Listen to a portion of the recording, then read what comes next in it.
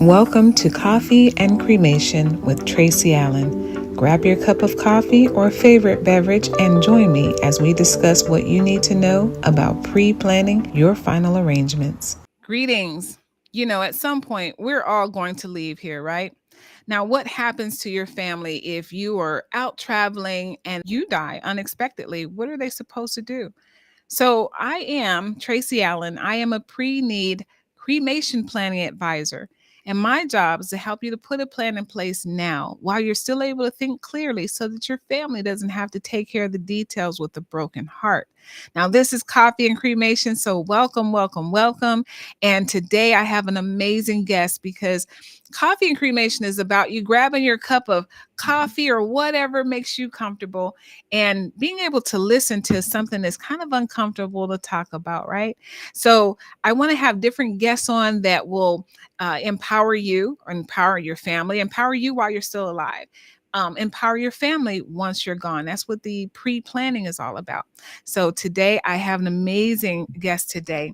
I have Miss Rachel Vasquez. She is a widow empowerment coach and a grief to resilience expert and women's health advocate. So I want to take a moment and say hello and welcome to the show, Rachel. Hello. Thank you for having me. I'm so excited. Awesome. I am so excited that you're here. And so we're going to start off with what's in your cup? I've got water. I have water with flair. It's Ooh. actually a sparkling water, cherry limeade flavor. Oh, nice. And what does your cup say? My cup says, "We have only today. Let us begin." And it's a quote from Mother Teresa. So, Love it. It's so true. It's so true. So cheers. All right. So, the reason that I wanted to have you to come on board, and I want to thank Anna, and I'm going to mess up her last name if I say it, but Anna for introducing us and allowing you to connect with me so that we can talk about this. You have such a fascinating story. You've been through a lot, and especially when it comes to death and grieving. So tell us a little bit about yourself, because I want people to understand who you are and how you got to doing what it is that you do. So let me have you tell us a little bit about you. okay, great. Well, as you know, I am a widow empowerment coach. I work in grief to resilience expert. I do a lot of public speaking, and I'm an advocate for women's health. And that is a passion of mine because grief actually causes a large variety of health problems, not exclusively for women, but for everyone. Mhm. And my journey throughout my entire life has been met with a lot of death. And I would say more so than the average person. So, starting with very close people, best friends, first loves, and other close family members. And then, we expect to lose our grandparents at some point, Mhm. things like that, many of us with our parents, but these are kind of like outside of that realm. And they were things that I had to move through those griefs and make shifts and transitions in my life to overcome those. And I can see now, after the death of my husband, that the way that those deaths have affected my life continuously throughout my life, Mhm. and how I dealt with them in healthy ways and how I dealt with them in very unhealthy ways. Mhm. Okay. Um, So share with me, and I mean, thank you for sharing that and sharing your story about what happened to your husband. But I want you to share with our audience, if you don't mind, what happened with your husband. You guys were out enjoying each other's company, and then just take it from there for me. Yes. So I met my husband in my very early 20s, and I had been divorced, recently divorced. It was a 5-minute marriage. My ride or die, my best friend, love of my life. And we were enjoying having pizza at the mall. It was Thanksgiving weekend. and he had to go home. We were in the middle of a move, and he left on his motorcycle out one side of the mall. And I went into the mall to pick up one of our daughters. We share four children. One, he was a bonus dad too, and three children between the two of us. Um, I waited to hear from him because he wasn't home yet, and he was a very friendly person. He could get sidetracked very easily. And I just remember thinking, where the heck is this guy? Mm-hmm. And I came to find out, I received a phone call, and he had been hit by a underage driver who was under the influence. Mm. And they were doing a U-turn and didn't see him. So that one split second in our life of a weekend of preparing for the holidays was forever changed. And it also imprinted that memory forever into the holiday season for us. So Yeah. it's come with a lot of challenges. Whew. So that was just so heavy when you shared that with me because, so often we expect to see a loved one again, talk to someone again, and to go and, you know, part ways, and all of a sudden find out that that's it. And so we just don't know when that time is coming, but that was pretty heavy. So I know that you had to go through a lot during that time. So what helped you to get out of that darkness of losing your husband and then bringing you to what it is that you do now to help others? I went to a very dark place. And I think that a lot of people have misconceptions when it comes to widowhood and frame of what they think that people who have lost a spouse or a partner, they in their minds they say, well, you should be over it by now because I'm Mm. over it by now. So like, what are Mhm. you doing? And widows tend to stop talking about it, and they start to do their canned answers of, I'm feeling fine, everything's great, well, I'm hanging in there. And those become the responses. Meanwhile, we're in very dark places, we're in very low places. And the thing that finally got me out as we were also just starting the pandemic were my children. I had taken on some pretty unhealthy lifestyle habits. I was eating a lot of food. I had 100-pound weight gain, and I couldn't sleep at night. So I was drinking a lot at night. And I Mm. overheard my children speaking about who are we going to live with if mom dies? Mm. Because I was so in such a bad place that they feared for my life. And that broke me Mhm. because I thought, whoa, what are you doing? Mhm.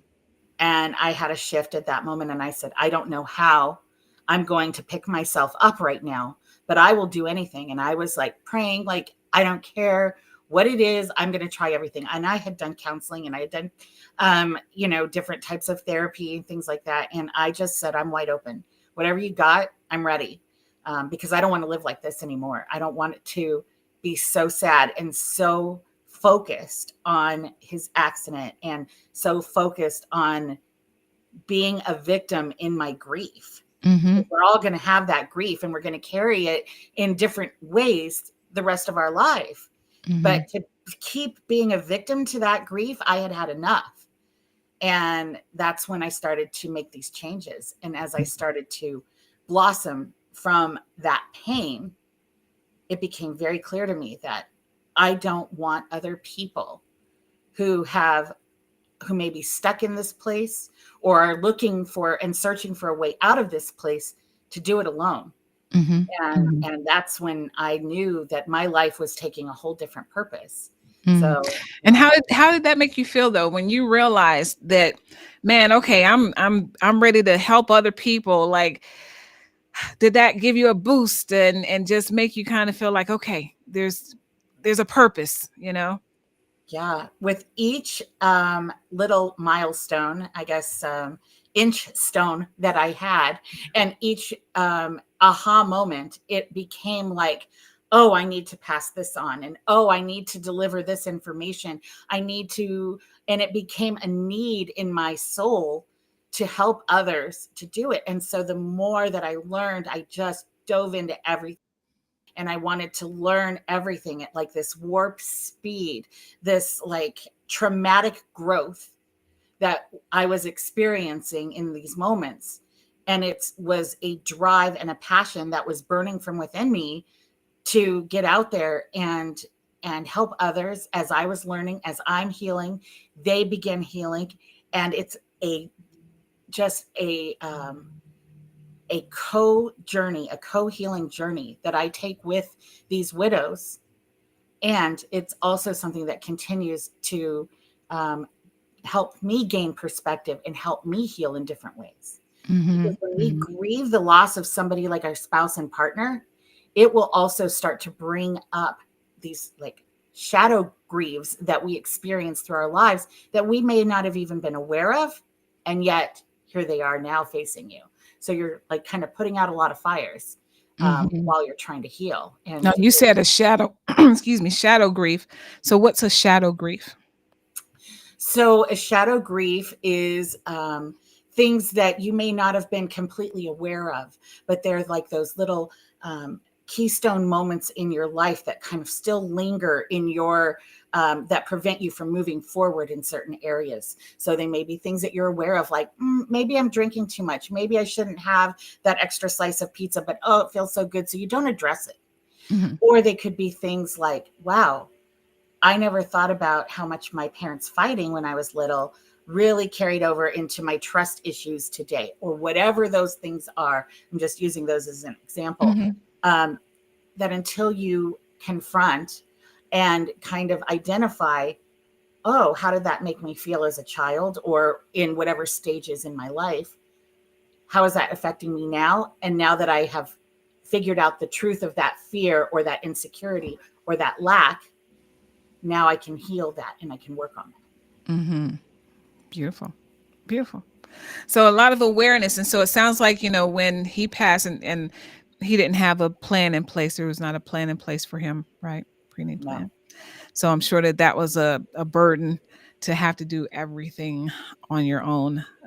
Did you have family helping? One of the things that happens in widowhood is when you experience that loss, you experience a ton of brain fog.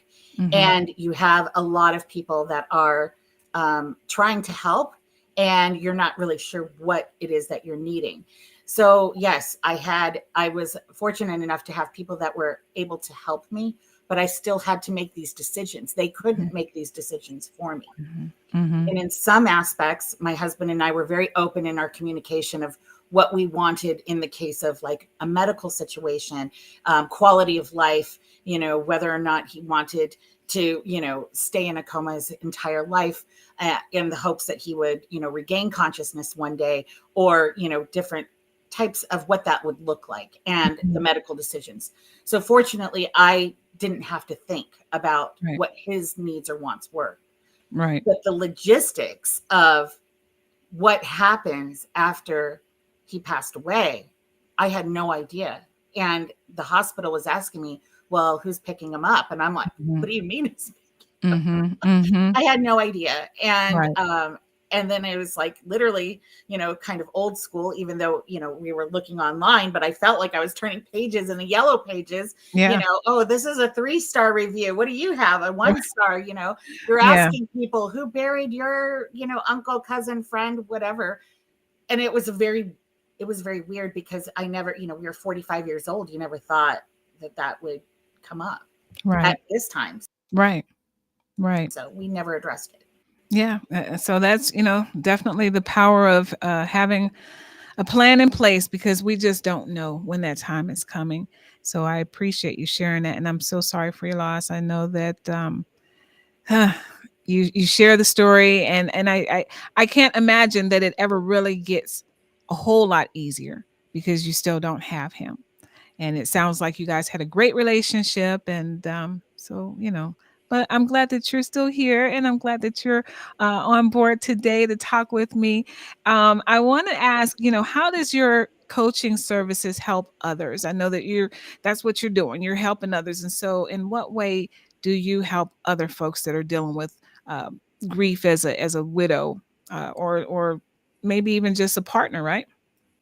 So the really unique thing about coaching versus different types of therapies, counseling, psychiatry, that type of thing, is that everything that you experience or all of your fears, these things are within you, and no one knows you better than you, the individual. Mm-hmm. So you're going to know whether or not you cheated on your diet that day, regardless of what it is that you say to me. So where coaching is different, and I do a lot of work with hypnosis as well, is allowing you to answer your own questions for yourself. And even if you don't want to say those things out loud, and maybe you're not able to even admit them out loud yet, or you're afraid of saying certain things out loud, it doesn't matter. I don't need to know a lot of those things in order to make those movements happen. And I also work in the space of different types of modalities. So if people are open to things like energy work or other types of therapies, I work in those realms as well. I have a lot of resources. Most of them are free and support groups. And so it's really about, again, supporting your needs and what it is that you're wanting to accomplish in your life and how you're truly feeling. So if you're saying, something like this, I can't meditate, I don't know what that means, I don't like journaling, I don't know how that's supposed to help me anyways, whatever it is, we're going to find the thing that's going to help you sleep at night or help you stop crying all the time. Whatever it is that you're struggling with those intrusive thoughts that happen to us over and over again because we have unresolved from the loss of someone unexpectedly, or even if it was a terminal illness that you've been preparing for a year. They show up in different ways and they require different techniques and needs. And I am able to meet you throughout all of those needs in whatever way works best. Nice. I appreciate that. Now I know that you also have something for our audience, right? I You've got do. something that you want to give away to people. I do. I have a grief warrior guide. So if you go to my website, yes, embody your grief warrior. And a grief warrior is something that you are and that you have all different phases of. So you are still that warrior within you when you are, brand new and you feel so hurt and broken, all the way up to when you're standing and you're able to fight and hold off and help support the new warriors that are coming in. So leading your life in whatever capacity that is when you are in your full warrior.